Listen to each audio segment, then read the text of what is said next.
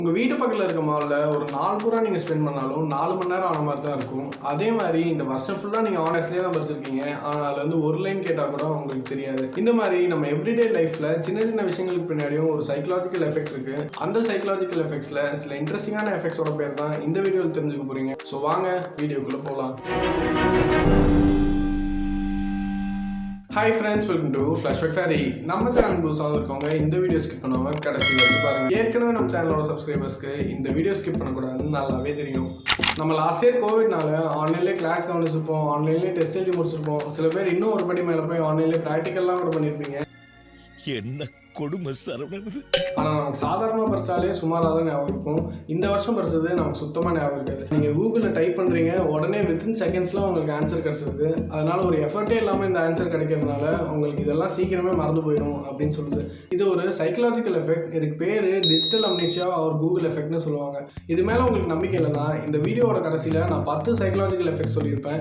அதில் உங்களுக்கு எத்தனை ஞாபகம் இருக்குன்னு ஒரு சின்ன டெஸ்ட் வச்சு பாருங்கள். அங்கே தெரிஞ்சிடும் உங்களுக்கு டிஜிட்டல் அம்னீஷியா இருக்கா இல்லையா. இந்த வீடியோ பார்த்துட்டு இருக்க முக்கால்வாசி பேர் உங்கள் ஃபோன் பாஸ்வேர்ட்லேருந்து ஃபேஸ்புக், இன்ஸ்டாகிராம், ஸ்னாப்சாட், ட்விட்டர் எங்கெல்லாம் ஒரு நம்பர் சூஸ் பண்ண சொல்கிறாங்களோ அங்கெல்லாம் உங்கள் பர்த்டேலேருந்து ஏதோ ஒரு நம்பர் சூஸ் பண்ணி தான் வச்சுருப்பீங்க. அதாவது நீங்கள் பிறந்த நாளாக இருக்கலாம், மாதத்தோட நம்பராக இருக்கலாம், இல்லை வருஷத்தோட நம்பராக இருக்கலாம். இப்படி ஏதோ ஒரு நம்பர் சூஸ் பண்ணி தான் எடுப்பீங்க. எப்போ ஒரு நம்பர் சூஸ் பண்ண சொன்னாலும் நீங்கள் வந்து பர்த்டேலேருந்து நம்பர் சூஸ் பண்ணுவீங்க. இது ஒரு சைக்கலாஜிக்கல் எஃபெக்ட். இதுக்கு பேர் வந்து the birthday number effect. 1997 Shinobu Kitayama and Mayumi கரசாவாங்க 2 ஜாப்பனீஸ் சைக்காலஜிஸ்ட் சேர்ந்து தான் இதை கண்டுபிடிக்கிறாங்க. நீங்கள் ஒரு ஹாப்பியான லைஃப் வாழ்ந்துட்டு இருக்கீங்க, உங்கள் லைஃப்பில் உங்களுக்கே ஒரு சாட்டிஸ்ஃபேக்ஷன் இருந்துச்சுன்னா நீங்கள் உங்கள் பர்த்டேலேருந்து நம்பர் சூஸ் பண்ணுவீங்கன்னு அவங்க சொல்கிறாங்க. நீங்கள் உங்கள் வீட்டு பக்கத்தில் இருக்க மாலுக்கு ஒரு வாட்டி போயிருந்தா கூட நான் அடுத்து சொல்கிறத கண்டிப்பாக எக்ஸ்பீரியன்ஸ் பண்ணியிருப்பீங்க. அது என்னன்னு கேட்டிங்கன்னா, நீங்கள் மாலுக்கு போய் ஒரு பொருள் வாங்குறேன்னு போயிட்டு உங்களுக்கு தேவையில்லாத 10 பொருள் வாங்கிட்டு வந்திருப்பீங்க.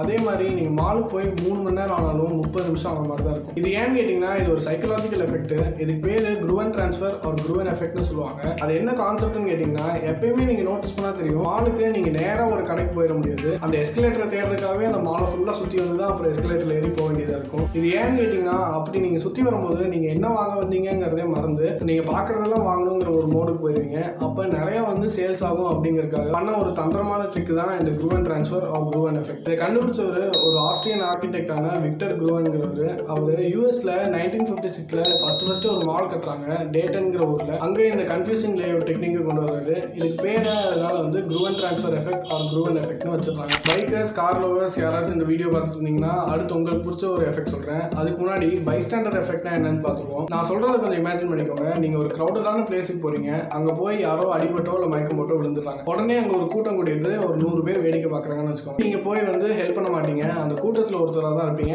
99.9%. அதே இது உங்கள் ஸ்ட்ரீட்டில் ஒருத்தர் யாரோ தெரியாத ஒருத்தர் விழுந்துடுறாருன்னா அப்போ நீங்கள் ஓடி போய் ஹெல்ப் பண்ணுவீங்க. இதுக்கு பேர் தான் பைஸ்டாண்டர் எஃபெக்ட். அதாவது ஒரு ஹியூமனோட டெண்டன்சி என்னன்னா, ஒரு கூட்டமாக இருக்கிற இடத்துல நீங்கள் ஃபர்ஸ்ட் போய் ஹெல்ப் இனிஷியேட் பண்ண மாட்டீங்க அந்த விக்டிமுக்கு. அதுக்கு பதிலாக நீங்கள் வேடிக்கை பார்க்க தான் மோஸ்ட்டாக போவீங்க. அதே மாதிரி யாருமே இல்லைங்க அப்படின்னா உடனே ஓடி போய் ஹெல்ப் பண்ணுவீங்க. இந்த பைஸ்டாண்டர் எஃபெக்ட்ங்கிற ஒரு சைக்கலாஜிக்கல் கண்டிஷனால தான் ஆக்சிடென்ட்டோ இல்லை வந்து அடிபட்டுருச்சுனாலோ கூட்டம் கூடி நிறைய பேர் நிற்பாங்க. ஆனால் யாரும் ஹெல்ப் பண்ண மாட்டாங்க. படத்துலலாம் யாருமே ஹெல்ப் பண்ண மாட்டீங்களா அப்படின்லாம் கேட்பாங்க. இது காரணம் இந்த பைஸ்டாண்டர் எஃபெக்ட். உங்கள் ஃப்ரெண்டோ இல்லை நீங்களோ ஒரு பைக் வச்சிருக்கீங்கன்னு வச்சுக்கோங்க.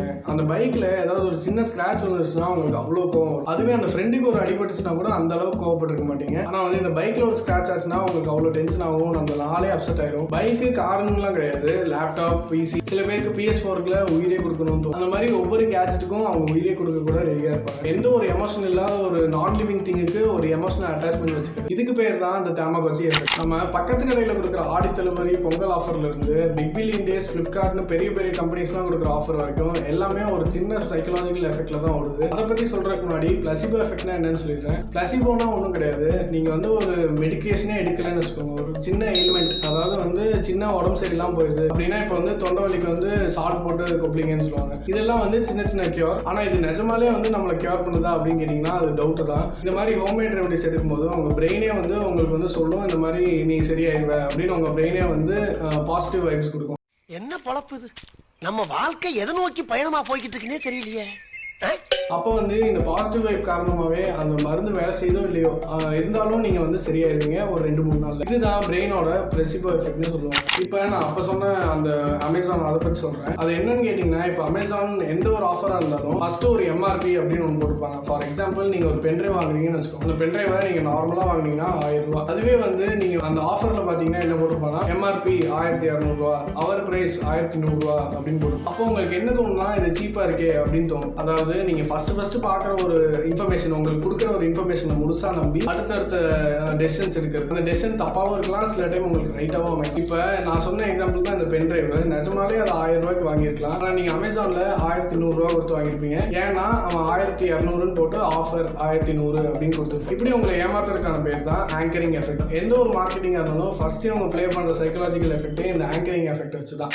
நீங்கள் எக்ஸாம் எழுதும்போது இது கண்டிப்பாக ஃபீல் பண்ணியிருப்பீங்க. அதாவது ஆஃப்லைன் எக்ஸாம் நம்ம எழுதும் போது இதை ஃபீல் பண்ணியிருப்பீங்க. எக்ஸாம் முன்னாடி நாள் ஒரு குரூப் ஸ்டடி போடலாம் அப்படின்னு பேசியிருப்பீங்க. இந்த குரூப்பில் இப்போ 5 பேர் இருக்காங்கன்னு வச்சுக்கோங்க. 5 பேர் உங்கள் வீட்டுக்கு வருவாங்க, வந்து படிப்பாங்க. அதில் என்ன ஆகுன்னு கேட்டிங்கன்னா, எக்ஸாம் எழுதி முடிச்சதுக்கப்புறம் தான் தெரியும் அது நீங்கள் தனியாக படிச்சிருந்தாலே பாஸ் ஆகிருக்கலாம் அப்படிங்கிறது. இது என்னன்னு கேட்டிங்கன்னா, ரிங்கிள் மேன் எஃபெக்ட் ஒரு சோஷியல் லோஃபிங்னு சொல்லுவாங்க. 5 பேர் சேர்ந்து படிக்கும்போது உங்களோட பொட்டன்ஷியலும் அவங்களோட பெர்ஃபார்மன்ஸ் அளவுக்கு குறைஞ்சிரும் அப்படிங்கிறது தான் ஒரு சயின்டிஃபிக் ஸ்டடி கண்டுபிடிச்சிருக்கு. அதாவது நீங்கள் இப்போ வந்து ஒரு 100% பெர்ஃபார்ம் பண்ணுற ஆளாக இருக்கலாம். உங்கள் குரூப்பில் இருக்க எல்லாரும் வந்து 75% பெர்ஃபார்ம் பண்ணுற ஆளாக இருக்கலாம். இப்போ உங்களோட பெர்ஃபார்மன்ஸும் 75% குறைஞ்சிரும். அந்த மாதிரி இருக்கும்போது நீங்கள் குரூப் ஸ்டடியை விட தனியாக செல்ஃப் ஸ்டடி பண்ணுறதே பெட்டர்னு நான் சொல்லுவேன். நீங்கள் ரொம்ப நேரமாக தண்ணியை குடிக்காம நடு ரோட்டில் உச்சி வெயிலில் நடந்து போயிட்டு இருந்தீங்கன்னா கொஞ்சம் தூரத்தில் தண்ணி இருக்கிற மாதிரி தெரியும். இதை இங்கிலீஷில் மிராஜ்னும் தமிழில் காணல் நீர்னு சொல்லுவாங்க. இது என்ன பிரின்சிபலில் ஒர்க் ஆகுதுன்னு கேட்டிங்கன்னா, நைவ் ரியலிசம் ஆர் டைரக்ட் ரியலிசம்னு சொல்லுவாங்க. அதாவது ஒரு இல்லாத விஷயத்த உங்கள் கண்ணுக்கு இருக்கிற மாதிரி காட்டுறது.